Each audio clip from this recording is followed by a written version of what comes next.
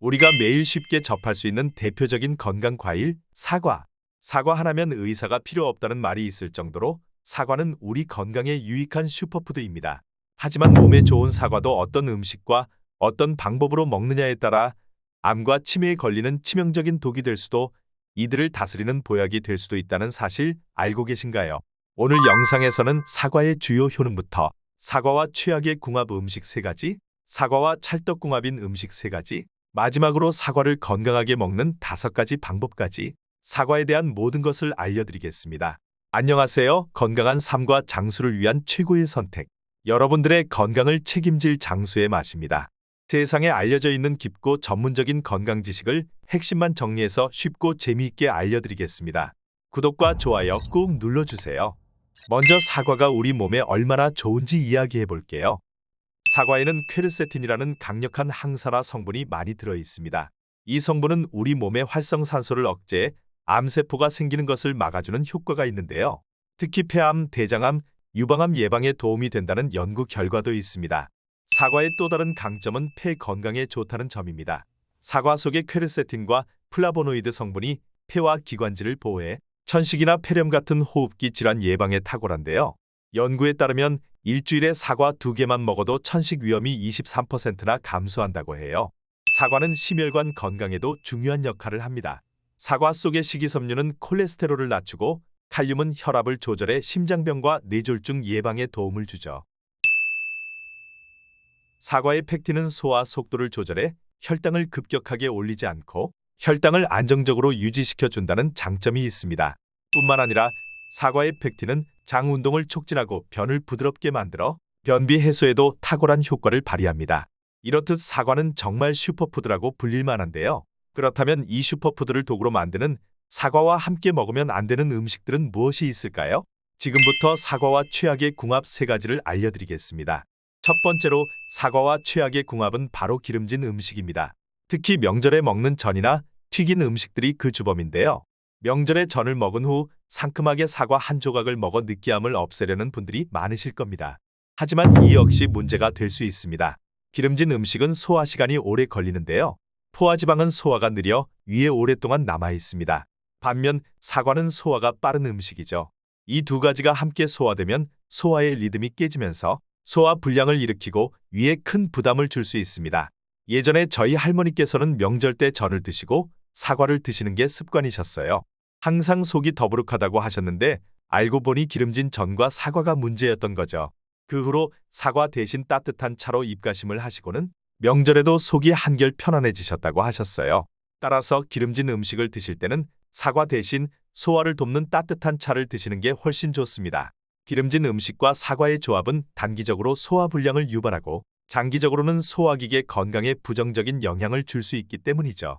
두 번째로 사과와 최악의 궁합은 바로 유제품입니다. 평소에 우유, 요거트, 치즈를 사과와 함께 드시는 분들 많으시죠? 사과의 상큼함과 유제품의 고소함이 잘 어울린다고 생각할 수 있지만 사실 이 조합은 소화에 문제가 될 수 있습니다. 사과에는 구연산과 사과산 같은 산성 성분이 풍부합니다. 이 성분들은 소화를 돕고 신진대사를 촉진해 아침에 활력을 주는 역할을 합니다. 그래서 아침 사과가 금사과라는 말이 나올 정도로 좋은 거죠. 그런데 이 산성 성분들이 유제품과 함께 먹었을 때 위산과 결합해 단백질 응고를 일으킬 수 있다는 사실 알고 계셨나요? 연구에 따르면 이렇게 응고된 단백질은 위에서 잘 소화되지 않고 소화지연과 속이 더부룩한 느낌을 유발시킵니다. 특히 나이가 들면 위산 분비가 줄어들고 소화 기능도 약해지는데요. 그래서 유제품과 산성 과일을 함께 먹는 것이 더 큰 문제를 일으킬 수 있습니다. 특히 위장이 약한 분들이나 나이가 들수록 소화 기능이 약해지는 분들에게는 더욱 주의가 필요합니다. 세 번째 최악의 궁합은 사과와 매운 음식의 조합입니다. 매운 음식을 좋아하시는 분들이 많으실 텐데요. 특히 매운 갈비찜이나 떡볶이처럼 맵고 자극적인 음식을 드신 후 상큼한 사과 한 조각으로 입안을 정리하려는 분들이 많죠. 그런데 여러분, 이 조합이 사실은 건강에 해로울 수 있습니다. 매운 음식의 주성분인 캡사이신은 위산 분비를 촉진하는 역할을 합니다. 그런데 사과 속에 들어있는 산성 성분도 위산을 더 많이 분비하게 만들기 때문에 매운 음식과 사과를 함께 먹으면 위와 장이 이중으로 자극을 받게 되는 겁니다. 이렇게 자극이 과도해지면 단순한 소화 불량을 넘어 위염이나 위궤양을 일으킬 수 있고 심한 경우 위암으로까지 발전할 수 있습니다. 따라서 매운 음식을 자주 드시는 분들은 사과와 같은 산성 과일을 피하는 것이 좋습니다. 매운 음식을 드신 후엔 중성 음식이나 물을 마시는 것이 훨씬 안전한 선택이죠. 이번에는 사과와 함께 먹으면 장 건강, 혈당 조절, 뇌 건강에 큰 도움을 주는 보약 같은 음식 3가지를 알려드리겠습니다. 사과와 최고의 궁합 첫 번째 음식은 바로 당근입니다. 어릴 적에 당근을 먹어야 눈이 좋아진다는 말 다들 들어보셨죠?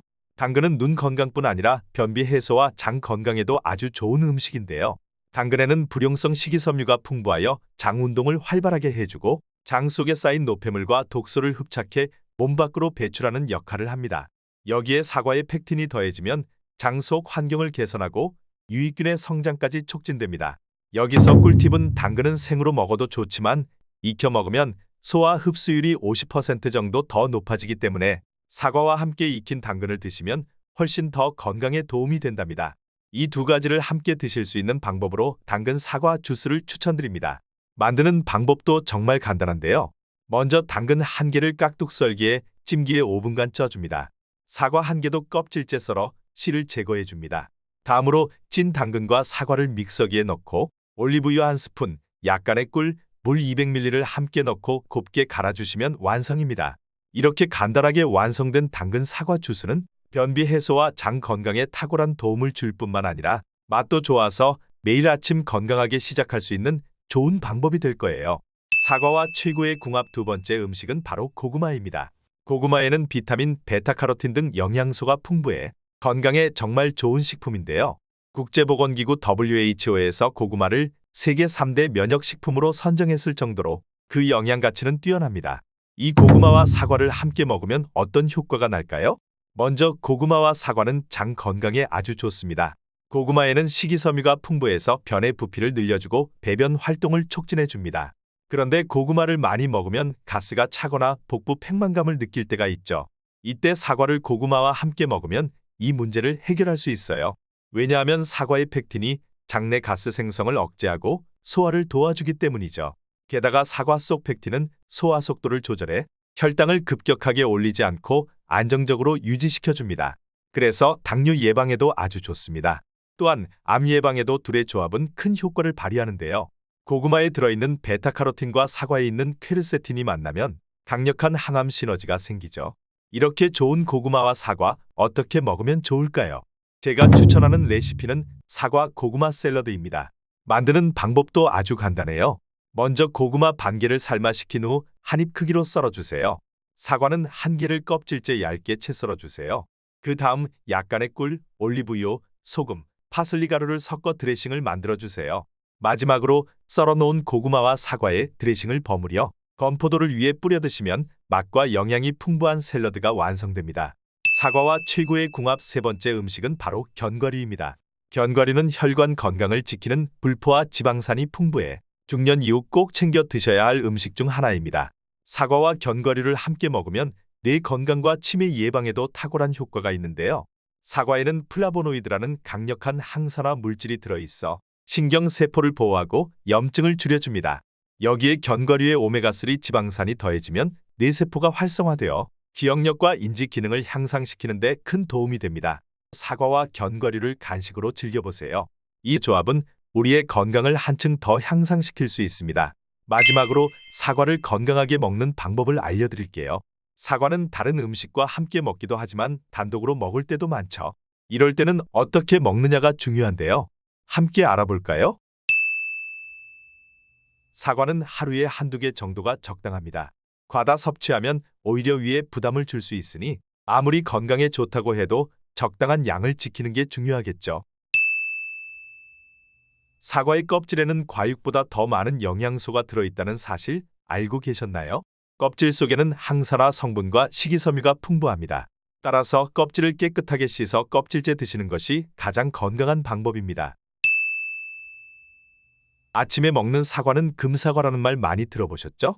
일반적으로 사과는 소화를 도와주고 활력을 주기 때문에 아침에 먹는 것이 가장 좋습니다. 하지만 위가 약하신 분들은 공복인 채로 아침에 먹는 것도 부담이 될 수 있으니 자신의 건강 상태를 고려하는 것이 중요해요. 반대로 저녁에 먹는 사과가 무조건 나쁘다는 건 아니지만 가급적 잠자기 1시간 전까지만 드셔서 소화하는 데 부담이 되지 않도록 관리하는 것을 추천드립니다. 사과씨에는 청산가리 성분인 시안배당체가 들어있어요. 물론 하루에 사과 한두 개 정도를 먹는다고 바로 문제가 생기지는 않습니다. 하지만 굳이 몸에 해로운 성분을 먹을 필요는 없겠죠? 사과를 드실 때는 씨는 꼭 제거하고 드시는 걸 추천드려요. 갈변된 사과가 건강에 해롭다는 정보 들어보셨나요? 사과가 갈변된다고 해서 활성산소가 증가하는 것은 맞지만 그 양은 너무 미미해 건강에 직접적으로 해가 되지는 않습니다. 다만 굳이 먹을 필요가 없기 때문에 갈변된 부분은 잘라내고 드시는 것이 가장 좋습니다. 가급적 사과는 바로 먹는 것을 추천드려요. 지금까지 사과의 효능과 사과와 함께 먹으면 좋은 음식들, 그리고 피해야 할 음식들, 사과를 건강하게 먹는 방법까지 모두 알아봤습니다. 오늘 알려드린 방법들을 잘 기억하셔서 사과를 건강하게 즐기시길 바랄게요. 여러분, 오늘의 정보가 도움이 되셨나요? 도움이 되셨다면 주변 가족들에게 이 정보를 널리 알려주세요. 여러분들의 건강을 위해 항상 좋은 영상을 만들겠습니다. 지금까지 장수의 맛이었습니다. 감사합니다.